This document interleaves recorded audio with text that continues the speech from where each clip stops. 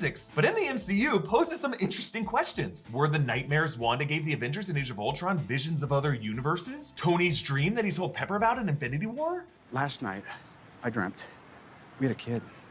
So real. We named him after your eccentric uncle. What was his name? Right. Morgan. Of course, they would eventually have a kid named Morgan, so Tony's dream there likely was an alternate universe. So Strange glances over at his broken wristwatch, the one from the 2016 film given to him by Christine Palmer and broken by robbers outside Camartage, a watch face that he left broken to reflect the unhealable wound of his hands and his mastery of the mystic and the mental over the physical. In this film, the watch symbol evolves to symbolize his forever broken relationship with Christine and how that's actually okay. Strange uses magic to tie his tie, a reminder that his hands are still damaged from his accident in the 2016 film. His hands truly are his unhealable wound. At the wedding, he passes over this broken with two sons. That's a little echo of the conflict that he's about to face with Wanda, trying to reunite with her sons, who are roughly the same age. Dr. Nick West returns to the 2016 film and reveals he too dusted in a blip and lost two cats and, a brother too.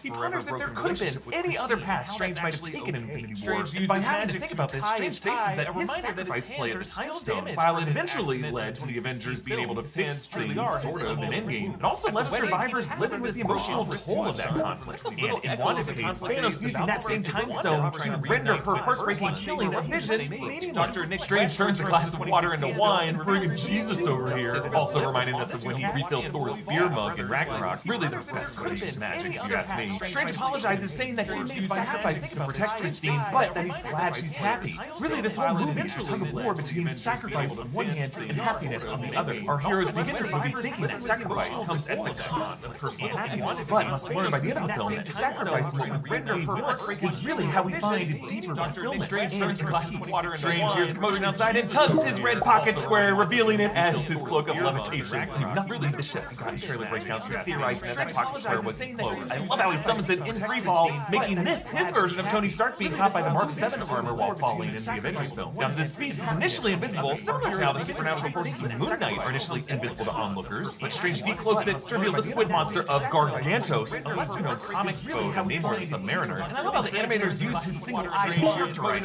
his surprise when Strange Square revealing it, his eyelid crease to show anger, his pupil dilation when Strange severs his tentacle, and of course the look of oh shit when the eyes about to get skewered. Now Danny's version of Score charges this smoke film with a madcap feverish energy, and here he uses some great horns. Strange decloaks it to reveal the squid monster of Gargantos. Evoking Masority's Night on Bald Mountain, aka the Fantasia Devil music.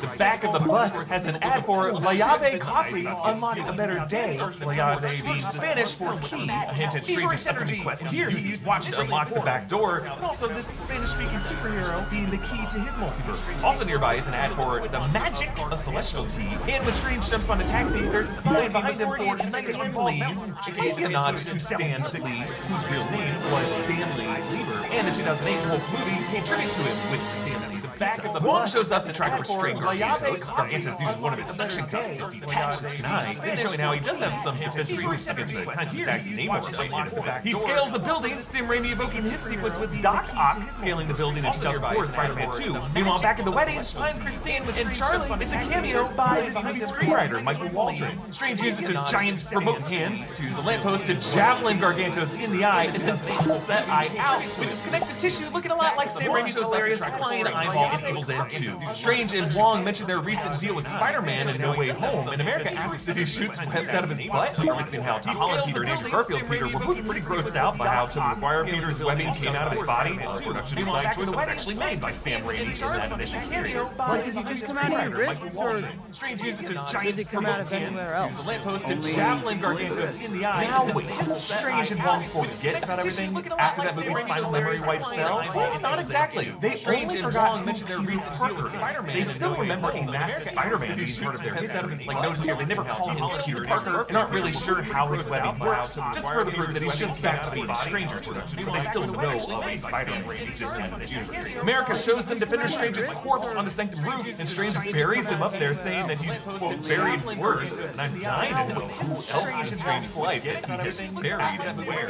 Now, they realized that the matching runes on the two beasts was witchcraft, so we return to Wanda's kitchen in Westview, using using the same WandaVision Episode 2 Bewitched-inspired intro music just composed by the Lopez. In this kitchen, they have a hamster cage labeled Max, maybe short for Max Moth, replacing poor Sparky the dog. Billy and Tommy return here, back wearing the same red and green colors as Wiccan and Steve do. Wanda wakes up from this dream alone in her bed. I love how the warm golden color tone room shifts to gray as she sets up. This is another example of dreams being windows into her alternate selves. Then Wanda prunes branches in an apple orchard. Just really cool symbolism here. She says apples eventually, as they haven't yet borne fruit, as her conversation to light with her sons has also been seen this. She prunes errant branches, paralleling the ways in the TVA would prune branch timelines to exert control of the multiverse, kind of like how Wanda has been using the Darkhold to X off universes without her sons in them.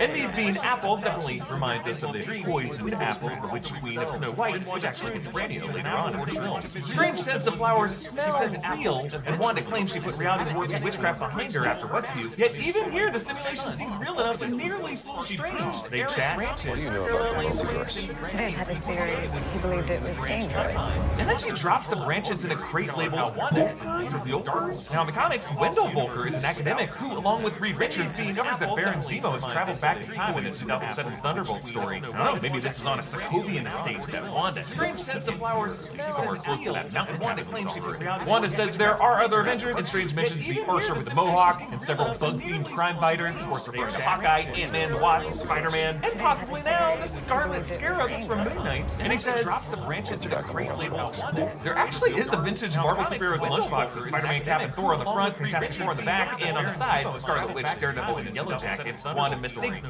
maybe this is on a Sokovian estate yet. So she drops the illusion that red hex looking just as it did when it warps the Wanda says there are other Avengers. All of this coming from the Dark Walk, Marvel's Book of the Damned, which Wanda got from the Witch Agatha Harkness in WandaVision. This Spider-Man landscape is likely near that mountain cabin. From the WandaVision post-credit scene, all the plants now rotting more and more as the Dark There actually is a vintage, and actually in the background of this burnt orchard are the ruins of some structure. That was probably what the large house was when the illusion was up. That structure might be the cabin she was in the WandaVision post-credit scene. So she Wanda's Scarlet Witch wardrobe has evolved since we last saw it in WandaVision. Scratches radiate from her heart region, showing how her fracturing of reality all stems from a broken heart. And a stitching on her collar leaves an opening in the shape of Vision's Mind Stone, reflecting how that heartbreak began when she had to shatter her love's mind in Infinity War. Wanda says America's sacrifice would be for the greater good, which Strange says is the justification of their enemies. But it's also essentially what Defender Strange told America. So when Wanda criticizes Strange for giving up the Time Stone and Wanda's Scarlet Witch Thanos has evolved heartbreaking sacrifice WandaVision pointless, she is totally right. Strange is a hypocrite. Back at Kamar-Taj, Wong explains that the Scarlet Witch was prophesized to either rule or annihilate the cosmos, recalling what Agatha read from the Darkhold, when she had shattered her love's mind in Infinity War. Wanda says America's sacrifice would be for the greater good, which Strange says is Kamar-Taj mounts its defenses. Master Amir returns for the 2016 film, and we meet Sarah, likely based on Wong's romantic partner of Sarah Wolf in the comics, and the Minotaur Sorcerer of Rinstra, also from the comics. Sorcerers from the Hong Kong and London sanctums join them. Remember, the 2016 film established the three sanctums birth being in New York, London, and Hong Kong. And behind that one guy, the portal to London has one of the city's signature red buildings. Because that always means Wanda arrives with a dark cloud, similar to the Wicked Witch of the West attacking the Emerald City, writing "Surrender, Dorothy," and smoke.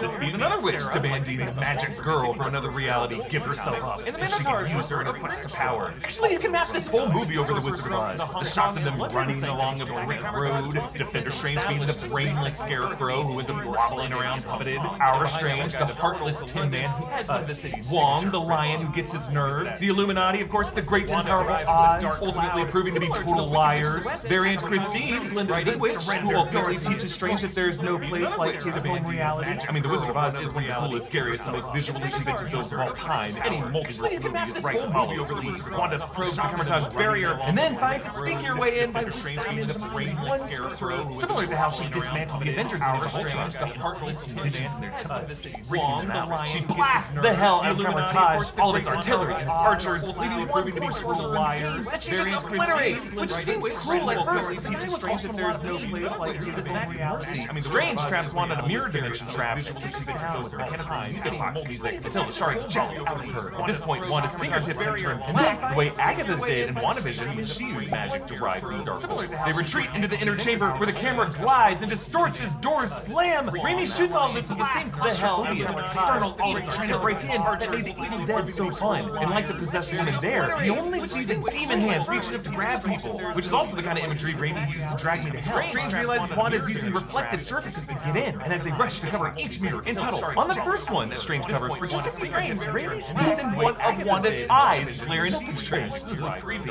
Wanda's eye returns to scare America, and then her hand reaches out through the gong, and Raimi crawls in with distorted limbs, looking like a girl from a ring. Strange unleashes serpents from his hands, like similar to the ones there. Strange absorbed and weaponized in What If episode 4. Wanda begins to drain America's power, so Strange dives into America, and they tumble through the multiverse. It is insane. They pass a dimension with 3 cloaked heads. These are the pieces of the Living Tribunal, ultimate legal cosmic entity in Marvel lore. Wanda's eye returns to law America, and then with 3 faces representing necessity, equity, and revenge. I like how here they are not on the same head, just 3 different heads. Maybe serpents from his hands, like the 4th dimensional space. Shows how they would look from a 4th dimension. In the Infinity Gauntlet comics, the Living Tribunal acquitted Thanos for snapping away half of all life. In the Infinity War, writers said that they actually drafted the same half Strange Thanos would have faced the Living Tribunal during their wizardry.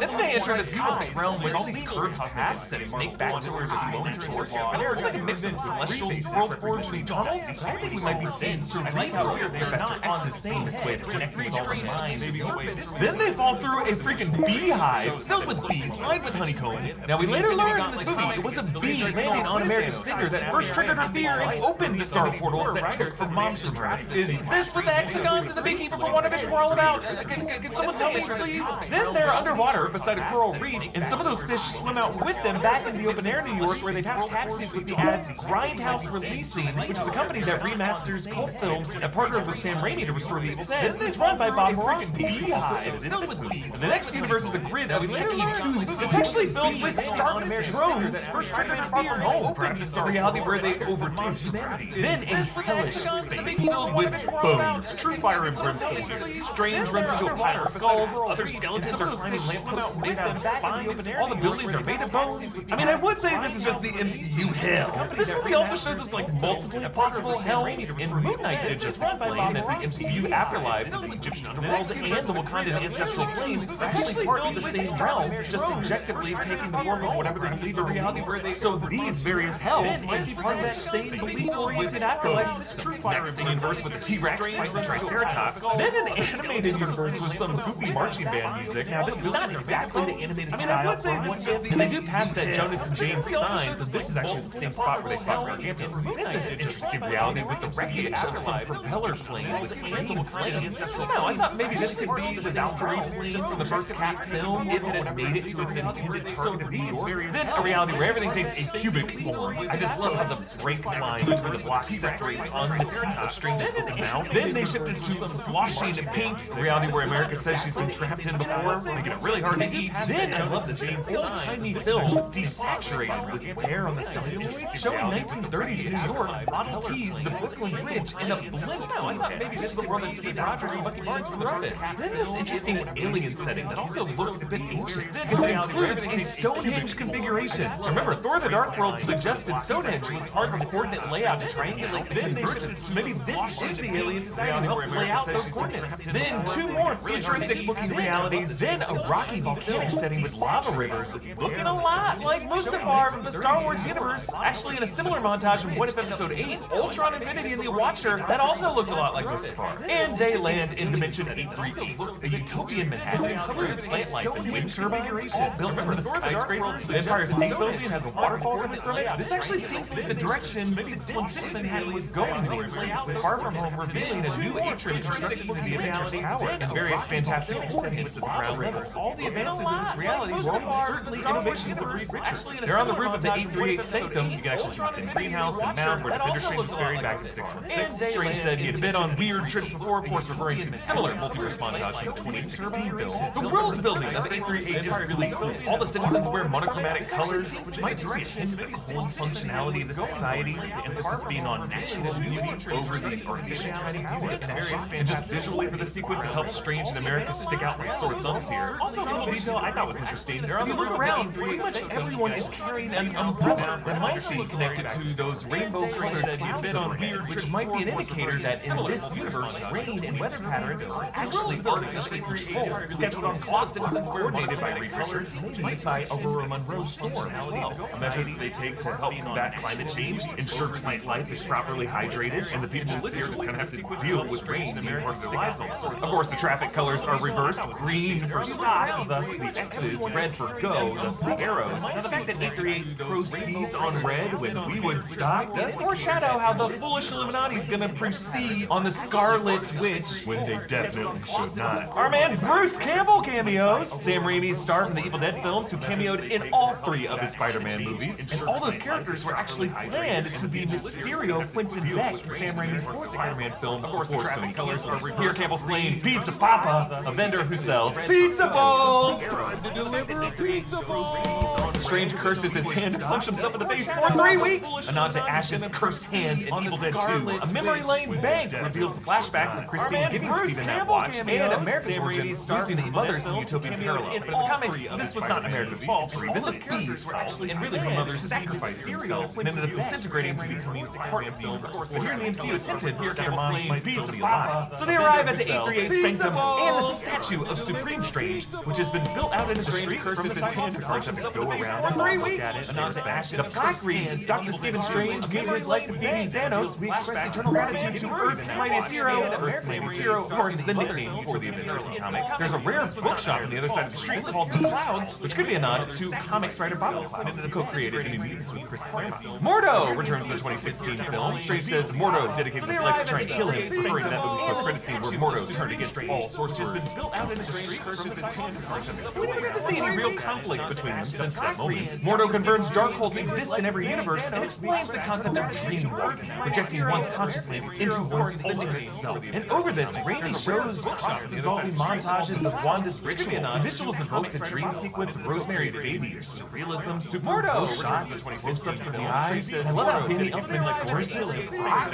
some drums, electric guitar. Really, this is the sound of witchcraft in the 90s to me, like The Craft, Buffy the Vampire Slayer. I very much dig it. But Mordo drugged the tea with green powder that also powers the cuffs, called the Sands of Nisanti, a spell from the comics that prevents the usage of magic for 3 minutes. Wanda dreamwalks into another universe's Westview house. The camera voyeuristically glides in and peeks out from behind the staircase. These pointing shots evoking John Carpenter's opening shots of how Danny Elfman's way Wanda creeps in here is very much like a stalker, like Michael Myers. Now, Billy and Tommy are watching on the TV a black and white cartoon of Oswald and Hortensia, a 1928 Walt Disney short called The Skyscraper. Now, Walt Disney made Oswald shorts for Universal before contract disputes like said launching Mickey Mouse and Steamboat Willie. So Oswald has actually gained a cult following over the years as the Mickey who could have been. And I just love how he shows up here in this universe. Now, secret cameos and surprise twists are pleasant surprises when you're watching a new Marvel movie. Just like getting a discount code on your online shopping is a welcome surprise. And that's where today's sponsor, Honey, comes in. Honey is the #1 shopping tool in America. It's the free tool that scours the internet for coupon codes and automatically tests them at checkout of all your favorite websites. Here at New Rockstars, producer Zach just moved houses, and while he's been waiting to unpack his kitchen, he's been hitting really hard. It's saving a bunch of money using Honey. Get Honey on your computer for free in 2 easy clicks. Then, when you're checking out on your favorite site, Disney pops up and all you have to do is click the one surprise.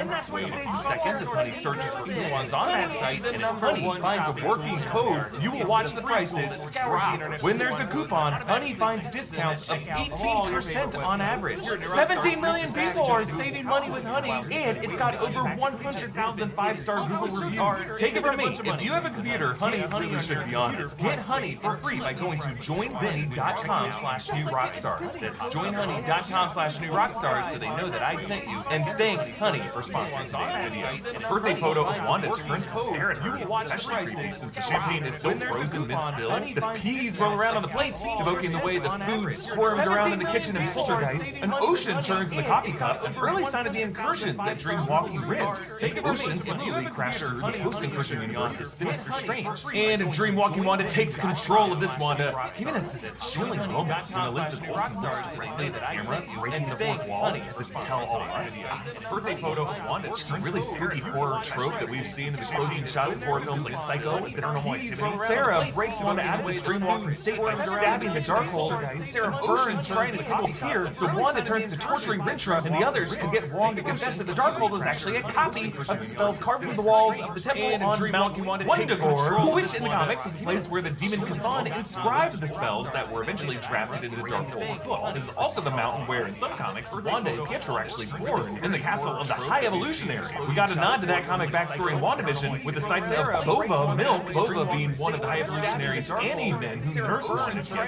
Wundagore Mountain is where Chthon initially cursed Wanda as a baby, though in the 616 MCU, WandaVision established that she was born to Irina and Oleg Maximoff, which, though in this flashback, Wanda showed she already had, as a girl, low-level probability hex capabilities. So it remains to be seen if the MCU will trace that back to the High Evolutionary, or we got a nod to that comic Wanda as a WandaVision. Wong takes Wanda to that temple, where the walls are carved to look exactly like the Scarlet Witch page of the Darkhold that we saw in WandaVision episode 9. This temple's guarded by hulking creatures that may be based on the Ingara, Chthon's Elder Spawn minions from the comics, but when they take a knee, Wanda realizes that the chamber isn't a tomb, but a throne. The altar she stands on is actually carved with that same horned head figure as we saw on the Darkhold cover. This is perhaps the horned form of Chthon in the comics. Meanwhile, Variant Christine explains that they are in Dimension 838, and she has designated Strange's whole universe as 616. 616 is the numerical designation of the primary universe in the comics, and until now, the MCU has really been considered Earth 199999, based on a joke by Kevin Feige that he planned for the MCU to run for that many years. But now, it is firmly codified as 616, which was hinted at in the TVA's film strip in Loki Episode 1, and an Easter egg on a storage locker in Endgame, and interestingly, Mysterio's line from Far From Home. There are multiple realities.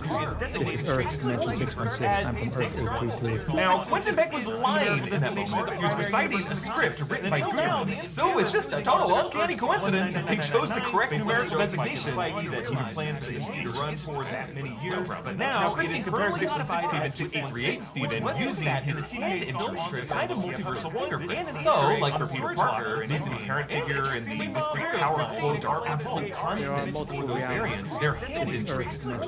And on that screen, you can see Steven's cell is D23, which is a Disney Easter egg, Disney 23 for 1923, the year Walt Disney founded it. Christine says that this is the Baxter Foundation, a nod, of course, to the Baxter Building, headquarters of the Fantastic Four. Comics, Strange speculates that this could be part of the Avengers, or S.H.I.E.L.D., or Hydra. Hydra was an organization that was tracking Strange since 2014's Captain America Winter Soldier. What target? You, Bruce Banner, Stephen Strange, anyone who's a threat. That being the first time on screen Stephen Strange himself. But Mordo declares, The Illuminati will see you now. the Illuminati in the Marvel Comics is a 6-member group of leaders representing different super factions. Tony Stark, leader of the Avengers, Charles Xavier, leader of Mutant, Reed Richards, leader of the Fantastic Four, Dr. Strange, Sorcerer Supreme, Black Bolt, leader of the Avengers, and Namor, King of Atlantis. As is the case here, though, they're meddling often gets in their own way. Serving the Illuminati are these Ultron sentries, which are actually voiced by actor Ross Marquand, who voiced Ultron in What If and Red Skull in Infinity War. Now, the Baxter Foundation HQ is in Central Park of the Illuminati interior is modeled on the lobby of the British Museum in London. Mordo introduces the 838 Illuminati lineup, including himself, naming himself Baron Carl Mordo, the character's name in the comics. Strange dodges the Union Jack shield of Captain Carter, leader of the 838 Avengers, played by Haley Atwell, looking just as she does in What If, so presumably there are other Avengers in this 838 universe. Then there's Captain Marvel, Maria Rambeau, Defender of the Cosmos, Lashana Lynch returning from the 2019 Captain Marvel film, presumably from a history where Maria, inaugural and was irradiated by that light speed engine. Then Black Agar Boltagun, aka Black Bolt, leader of the Inhumans and keeper of the Terrigen Mist, on some mount to reprise the role from ABC's short-lived Inhuman series. Union Jack Inhumans are superpowered genetic experiments created by Haley Atwell, looking just as Black Bolt's voice releases a powerful sonic blast, so the guy rarely talks. Here, you're seeing with this tuning fork in the comics. Terrigen Mist, meanwhile, is the Kree technology that creates and presumably a history where we actually saw this process with irradiated by S.H.I.E.L.D. Terrigen Mist may tie into Miss Marvel, since that is outlawed on Inhuman powers in comics, though the Disney Plus series may be going in a different direction. Then of course, Reed Richards, aka the Elastic Mr. Fantastic of the Fantastic Four, played by Fancast Dreamboat John Krasinski. I like how he teleports in via the square portal, which is a completely new kind of tech that we've seen in MCU. Seems very much like Terrigen, Richards, and Dr. Doom in the comics. Strange asks if the Fantastic Four, quote, started in the 60s, of course, comparing them to the Beatles, similar to the way Bruce Banner talks about the Avengers in Infinity War. Broke up. Like a band?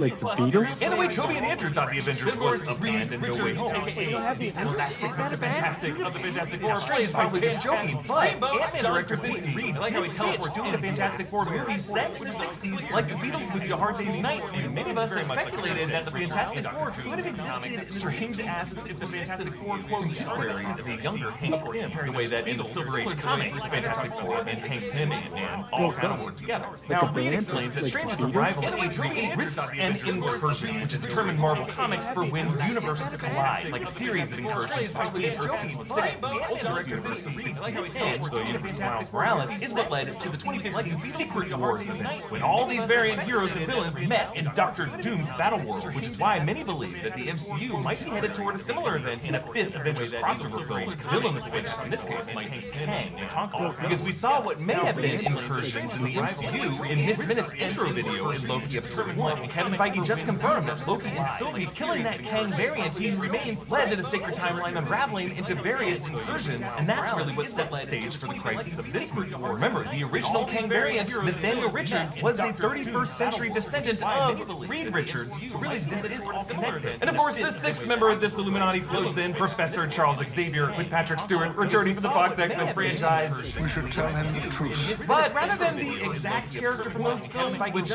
do have their own convoluted timeline in which Charles dies in Logan, this Charles has a yellow hover chair, a green suit, a blue and black tie, looking exactly as he does in the 90s animated series. Actually, if you listen closely, the music of this moment is Ron Wasserman's theme music from that series. Also, when they introduce Captain Carter, they bring in Alan Silvestri's Captain America theme. Now, there is one more chair that's left empty on this Illuminati dais, suggesting some past stuff or just an extra chair that they keep open. Now, those Ultron Sentries might suggest a variant Iron Man, since it was his tech that led to this appearance of Ultron in the 616 MCU. And again, in the comics, it was Hank Pym who created Ultron, so that symbolism could be his. The music of this movie, Illuminati originally reached out to T'Challa, Black Panther, who ended up deciding not to join the group. That might be his seat in the Ultron Sentries created by Reed Richards. So they finally revealed the truth. During their Infinity War conflict with Thanos, 838 Steven used the Darkhold to try to find a solution in the multiverse, but in doing so, accidentally caused an incursion that killed everyone in that alternate universe. Now, Reed does say that 838 Steven never told him the 616 tales, so there's probably more to that backstory. Now, Charles uses his telepathy to, thank goodness, show, not tell. Taking this to the day, they beeped Thanos using the Book of Ashanti. Look closely at Thanos' corpse. Yikes! His double-bladed Lucy blade is broken and plunged into his chest. Importantly, his gauntlet does not yet have all the stones. You see the Power Stone, Space Stone, Reality Stone, Soul Stones, but the Mind Stone is missing, which tells us that Vision may still be alive in 838. 838 Strange's fingertips are black, showing the Darkhold's corruption on his soul, just like we saw on the fingers of Wanda in Agatha. Black Bolt whispers, "I'm sorry." I like how his voice goes louder and louder, with Anson Mount recording multiple versions of this line, building up to a complete shout to Troy, showing how that sonic blast obliterates Strange. Wanda uses the Darkhold Temple to dreamwalk into 838, Wanda's house. I like that little detail of her knocking over the dominoes. But this also confirms to us that in the 838 dimension, Wanda had that perfect fight with Billy and Tommy. So the Mind Stone being missing from Thanos' gauntlet and Vision's survival might have been the key difference there. So this possessed Wanda attacks the Baxter Foundation, and Charles tells Steven to get to the Book of Ashanti, and he says, "Just because someone completely shouts their way doesn't mean they're lost forever." Which is a direct quote from 2015's X-Men Days of Future Pre-Walk, when Charles said this line to his younger self. I like that little detail of her knocking over the dominoes. But this also confirms to us that in the 838 dimension, Wanda had. Now that movie ended with Charles in his first hover chair being missing from Thanos. So who knows? Maybe that restored timeline for Days of Future Past didn't lead to Logan.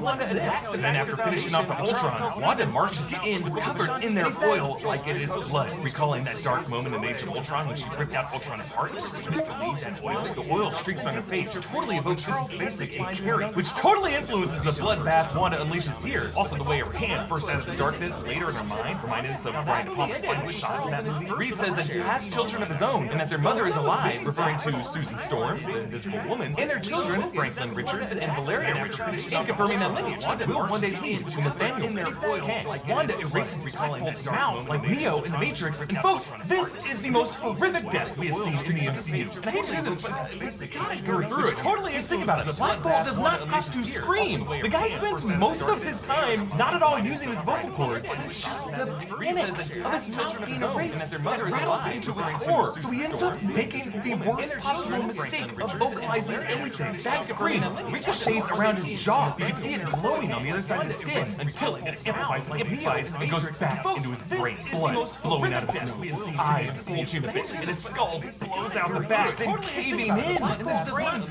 oozing out the side as his tuning fork flickers out. God almighty! Then Reed makes the mistake of attacking, and Wanda unravels his elastic body into ribbons, and then pops his head like a pinata. So then Peggy and Maria jump in, Peggy using jetpack chased around she presumably got from Reed. Peggy spits out some blood and then quotes Cap's iconic line of, "I can do this all day," and then poor Peggy gets severed at the midsection by her own shield. Actually, if you look closely, after that shield goes through, Peggy is still initially in one piece, but as the camera refocuses on the shield in the foreground, her blurry form in the background slumps forward, but Reed makes the mistake of attacking. Wanda collapses a statue on Maria, at least for Maria, it could be an open top. I mean, each of these 4 actors must have been directed on how to emote their own deaths, but there is no way all these actors were on set with each other or told how each other would die, because they should be screaming in horror. Otherwise, these 4 must be pretty desensitized to midsection by her own shield. Charles enters Wanda's mind depicted as a white void where he's able to walk, but wears a black turtleneck, and beyond that door is a pile of rubble, including a TV set playing the intro to WandaVision episode 1.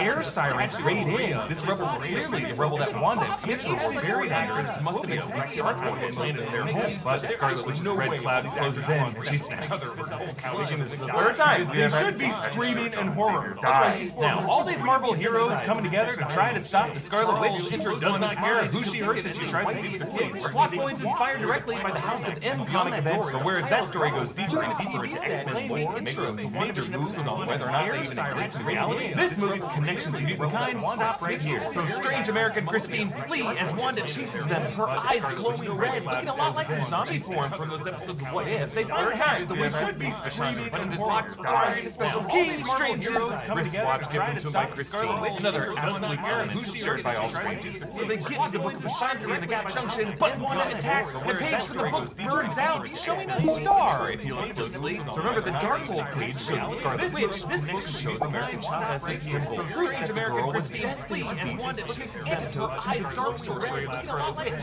Strange sees this page burn, which is how he knows what to tell America in that final act. Strange and Christine get banished to a post-incursion universe, which slowly melts. That melting looking a lot like the way reality eroded in What If episode 4 after Strange broke the page. And they pass a floating honey-made 1973 Oldsmobile Delta 88. This same car Sam Raimi puts in all of his movies. It was Uncle Ben's car in the Spider-Man movies. It appeared in the Evil Dead series and in Drag Me to Hell. Now you'll notice this incursion universe has 2 red streaks racing through it, the same color as that lunar crescent shape. Strange and Christine get banished to a now, kids, what are crescents? Crescents, of course, are formed by the shadow of the Earth on the moon from the light of the sun before. So I wonder if this crescent could pass a floating honey-made shadow being cast on the other world. This same car Sam Raimi puts in all of his movies. It was a reality of car in Spider-Man Strange that collided in this universe, the dimension of Sinister Strange. That could have been the unseen annihilation that the Illuminati referred to. 838 Strange might have used the Darkhold to dream now to Sinister Strange. Sinister Strange tried to cast him out. That war between the two dragged their worlds together in a way that killed everyone in Sinister Strange's universe. That could have been the war that he lost, that he was talking about. And the guilt over winning that war might have been what 838 Strange confessed to the rest of the Illuminati. Now, these 2 streaks might represent the lifelines of those 2 universes. Forever parallel, but never touching, yet still 838 Strange close. I mean, the creepiest detail about this place is the fact that a freaking field of bones stretches in front of the sanctum. Everyone in this reality died from an incursion, but no human remains are visible anywhere else. And Sinister Strange's unfortunate souls have been universe led to the sanctum, looking for sanctuary, begging this Strange to save him, and he watched as they died. Strange brings up their dead sister Donna, whom he says fell in the ice when they were kids. In the comics, Donna drowned after getting a cramp and swimming. Sinister Strange reveals a 3rd eye on his forehead. Now, Strange sometimes has the 3rd eye in the comics as a manifestation of the Eye of Agamotto, a way of showing the mystical sight that the Ancient One referred to touch his body's head. But in this case, the 3rd eye represents the crystal the curse of Cthulhu, living die. These 2 Stranges duel. Sinister Strange's sorcery is purple, the same color of Agatha's magic, the color of the Dark Dimension, and Dormammu, which is going to play a very big role as Dormammu's niece, Clea, shows up in the post-credit scene to work with a Strange with eyes. During the fight, Strange grabs the piano, making that same horror music theme that up until now in this movie has meant fear. But instead now he weaponizes the fear to lift the music notes off the page, each note making the same note it would if you were to play it on the piano. I love this music duel so much! Sinister Strange blocks the notes by conjuring the 5 lines of a scale, which is how you would contain loose notes and sheet music, and forming a new arrangement which plays as Johann Sebastian Bach's famous organ chords. Strange launches Sinister Strange out the window, impaling him on the fence like Saruman, but the third eye still open.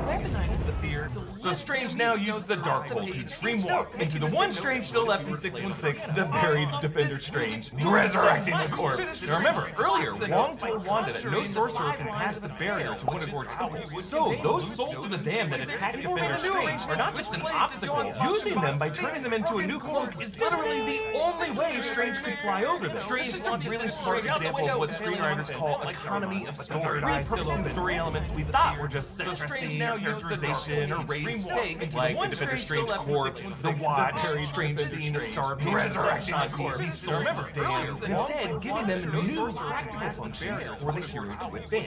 So when a bunch of nerds in your movie theater started applauding in this moment, going, yes! It isn't just because we love Sam Raimi's zombie shit. I mean, we do. It's because this moment was a culmination of all these seeds that were planted throughout the movie. Now, when the Souls of the Damned attacked Christine, she banishes them with the Brazier of Von Goliath, the same artifact Strange tried to use on Caecilius in the 2016 film. You don't know how to use it. Strange seeing the star, resurrection corpse.